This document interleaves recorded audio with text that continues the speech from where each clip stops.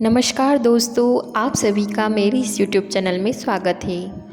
आज की इस वीडियो में मैं आपको सुनाऊंगी अश्विन मास की इंदिरा एकादशी व्रत की कथा और उसका महत्व। इस कथा के पढ़ने और सुनने से मनुष्य सब पापों से मुक्त हो जाता है।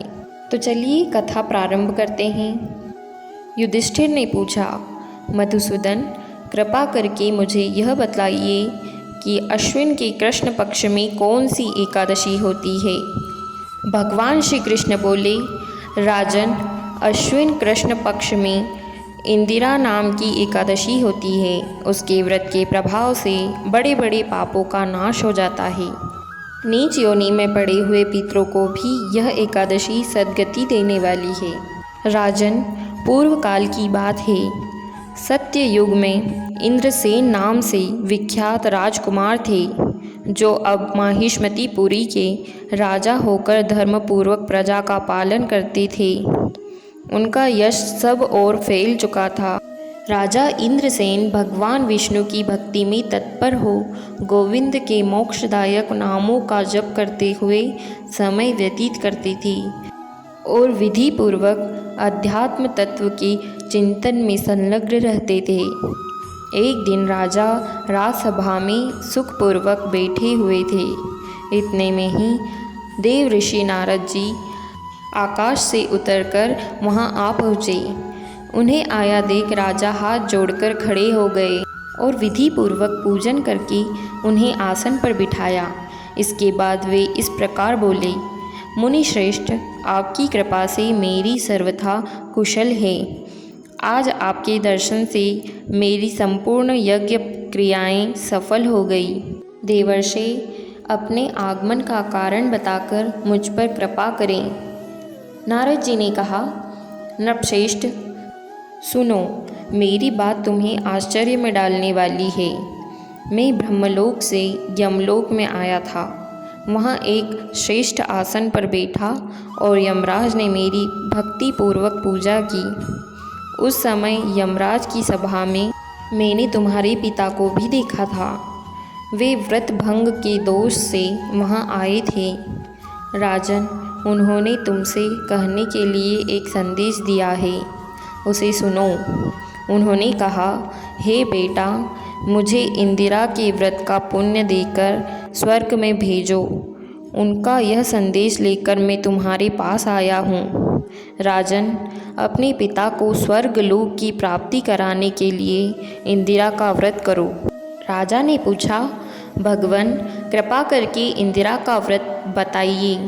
किस पक्ष में, किस तिथि को और किस विधि से उसका व्रत करना चाहिए। नारद ने कहा, राजेंद्र, सुनो, मैं तुम्हें इस व्रत की शुभकारक विधि बतलाता हूँ। आश्विन मास के कृष्ण पक्ष में दशमी के उत्तम दिन को श्रद्धा युक्त चित्त से प्रातः काल स्नान करें। फिर मध्याह्न काल में स्नान करके एकाग्र चित्त हो एक समय भोजन करें तथा रात्रि में भूमि पर सोएं।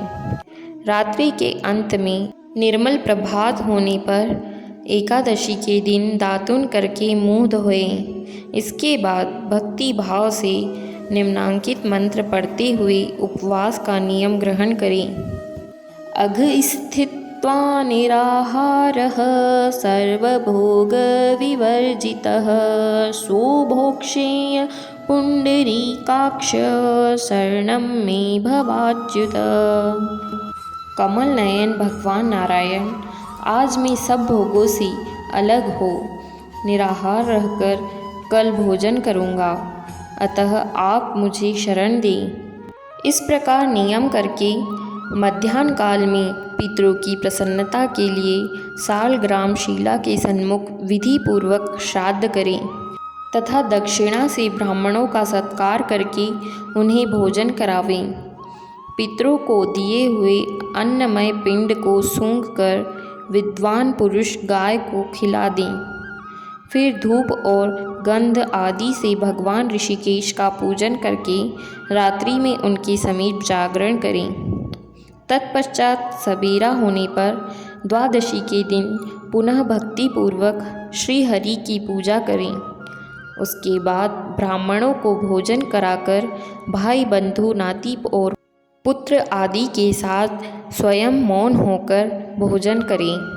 राजन, इस विधि से आलस्य रहित होकर तुम इंदिरा का व्रत करो। इससे तुम्हारे पितर भगवान विष्णु के वैकुंठ धाम में चले जाएंगे। भगवान श्री कृष्ण कहते हैं, राजन, राजा इंद्रसेन से ऐसा कहकर देवर्षि नारद अंतर्ध्यान हो गए। राजा ने उनकी बताई हुई विधि से अंतःपुर की रानियों, पुत्रों और भृत्यों सहित उस उत्तम व्रत का अनुष्ठान किया। कुंती नंदन, व्रत पूर्ण होने पर आकाश से फूलों की वर्षा होने लगी।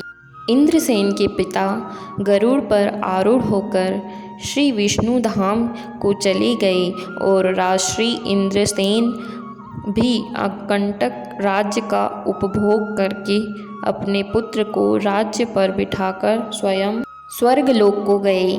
इस प्रकार मैंने तुम्हारे सामने इंदिरा व्रत के महात्म का वर्णन किया है। इसको पढ़ने और सुनने से मनुष्य सब पापों से मुक्त हो जाता है। बोलिए ओम नमो भगवते वासुदेवाय नमः। दोस्तों, इस प्रकार आश्विन मास की इंदिरा एकादशी व्रत की कथा यहीं पर समाप्त होती है। आशा करती हूँ आपको ये वीडियो अच्छी लगी होगी। अगर आपको ये वीडियो अच्छी लगी है तो इस वीडियो को लाइक कीजिए और हमारे चैनल को सब्सक्राइब कर लीजिए, जिससे आगे आने वाली ऐसी और भी कई वीडियोस का नोटिफिकेशन आपको मिल सके। अपना कीमती समय इस वीडियो को देने के लिए आप सभी का धन्यवाद। जय श्री कृष्ण।